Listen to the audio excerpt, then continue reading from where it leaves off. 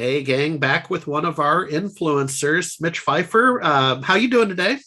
I'm doing all right, man. Just getting after it. I'm not much of a morning person, but it's been a packed morning so far. There we go. Well, first of all, my congratulations. The research I did for Marijuana Venture Magazine, we discovered you and named you one of the leading CannaTech influencers, and that's globally. So, first of all, congratulations. Humbled, thank you. Second of all, what's your story? I see you have a little bit of a big data background in the cannabis industry. Let's start. Let's start. How did you get into cannabis? How did you get into technology? So I got into cannabis, like a lot of people in high school as a consumer, very much involved with music, and music and cannabis go hand in hand from the creation standpoint and the listening standpoint. I produced music for a long time, so very much around it in the recording studio environment. And was very much actively involved in the commerce of cannabis pre-industry is the term I prefer. I know there's a variety of terms out there, but that's my personal favorite. Um, I eventually started a clothing company and did events, and we used medical shops at the time to sell clothing and to promote our music. It was very tough to get into traditional clothing stores, but I know medical dispensaries at the time in Seattle were more than happy to have people, add some extra marketing and I sell some agree. other stuff. And I so agree. found a great little in through that, which kind of went into tandem with the commerce of cannabis at the time.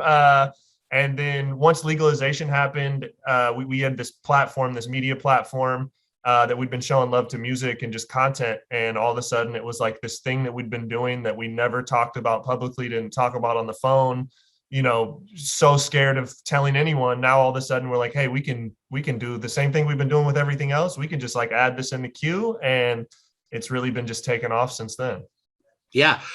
Specifically, what was the big data the gig? Oh I have yeah. a So background in analytics. Yeah, so like many things, I'd say my three biggest passions, or a couple of them, music, cannabis, business, and then along with business is marketing. I was doing some marketing work for some real estate guys, and these real estate guys were very tech savvy, and they were doing a lot of working with some partners in the data space.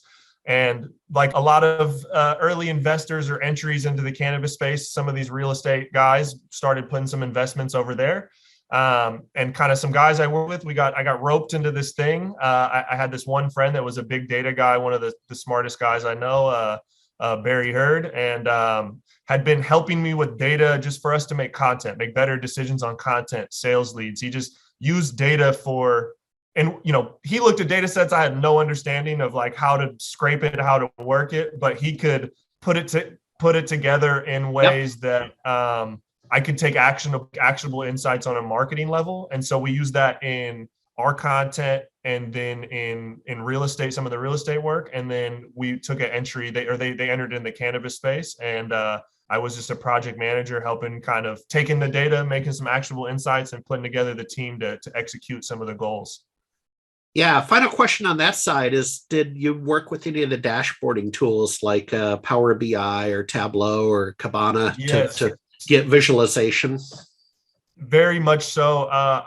Me personally, it's not necessarily my realm. So I wasn't necessarily. I could, I'm like maybe 201 level of building dashboards. Maybe I I don't even hear know if you. I give myself sophomore level. But the guys I worked with took amazingly large data sets and built some visualization. And I'm one of those people where I love numbers. I'm a numbers guy, but sometimes if someone's like, hey, this is what this means, this is what this means, and then I can start seeing the patterns and be like, okay, so we need to do this and that.